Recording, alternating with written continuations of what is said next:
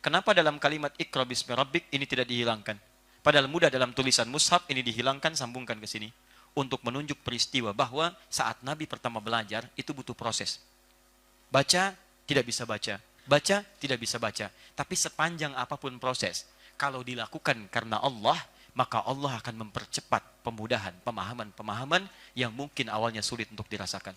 Itulah sebabnya Pak Habibie ketika merumuskan rumus-rumus dan beliau merasa kesulitan, istrinya minta, sholat Pak. Sholat. Minta pada Allah, berdoa lagi. Yuk kita sama-sama berdoa.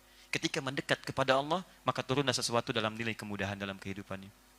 Anda, kalau kesulitan apapun dalam kehidupan, sulit di rumah tangga, panjang persoalan, mungkin bukan kurang hebat, Anda kurang sujud.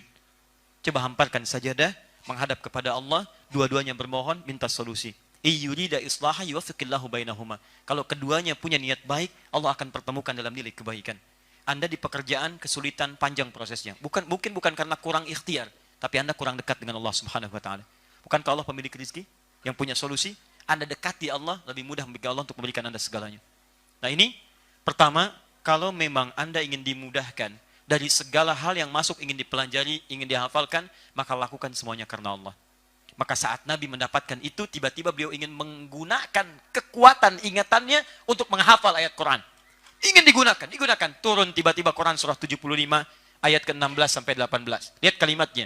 La tuharnik bihi lisanaka lita'jala bih. Muhammad, tidak perlu engkau begitu serius, kuat menggerakkan ingatanmu untuk menangkap ayat-ayat Quran supaya cepat hafal. Kamu cepat gerakan lidahmu. Biasanya kalau ingin cepat hafal, dibacakan dengan cepat. Baik, Muhammad gak usah cepat-cepat. Ikuti saja bacaannya. La tuharrik bihi lisanaka lita'jala bi. Inna 'alaina jam'ahu wa qur'ana. Kami akan kumpulkan semua ayat itu, kami akan bacakan. Fa idza qara'nahu fattabi' qur'ana. Cukup kami bacakan, kamu ikuti bacaannya. Teman-teman, mendengar bacaan langsung hafal. Dengar bacaan langsung hafal. Tiba-tiba ada orang-orang yang menerapkan ini dalam kehidupan, dia dibacakan tiba-tiba langsung hafal. Seperti Imam Al-Bukhari, dibacakan langsung hafal. Seperti imam yang lainnya, Imam Asy-Syafi'i, Imam As-Suyuti, dibacakan gurunya langsung hafal. Dibacakan sedikit langsung hafal. Melihat langsung tahu dan seterusnya. Ini kalau Anda kerjakan segala sesuatu karena Allah, maka Allah akan percepat nilai pembelajaran dalam kehidupan.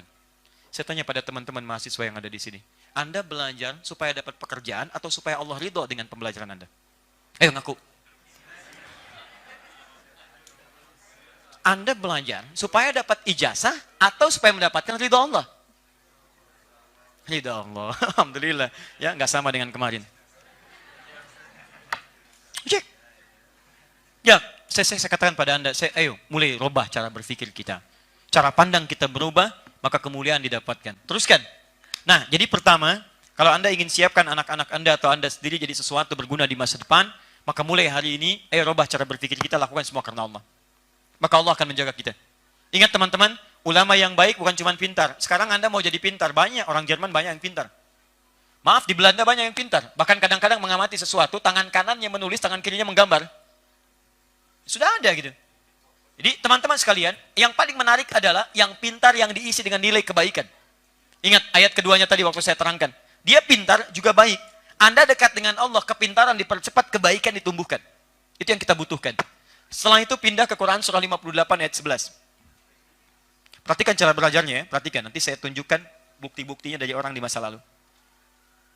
Oke.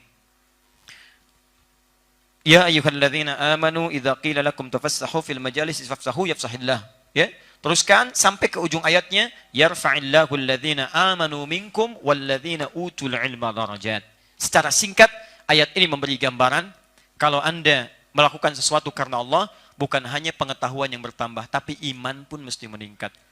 Saat Anda belajar atau Anda menyekolahkan anak Anda dimanapun, titipkan di tempat yang bisa meningkatkan pengetahuan, ilmu, dan imannya. Jangan bangga. Dan buat orang tua Anda merasa bangga, pulang dari Jerman, ilmunya bagus, tapi juga imannya meningkat. Akhlaknya bagus. Yang hebat, ayo coba teman-teman punya rencana hafal Quran selama di sini. Sebab kalau sudah pulang nanti banyak gangguannya. Mulai dari sini menghafal. Buktikan saat pulang, Masya Allah hebat. Pulang, ada yang pulang dari Madinah, dari Mekah, dari Libya, hafal Quran. Gak usah ditanya, wajar. Yang hebat tuh pulang dari Jerman, hafal Quran. Antum belajar apa? Masya Allah, belajar Quran. Quran yang terkait dengan dirgantara. Dirgantara yang dapat, ilmunya dapat, Anda jadi luar biasa ahli Quran. Semoga Allah percepat Anda untuk dapat itu insya Allah. Dan tidak cukup dengan amin, harus dimulai. Ayo maksimalkan. Ya. Nah kan, betul kan apa saya katakan? Iya.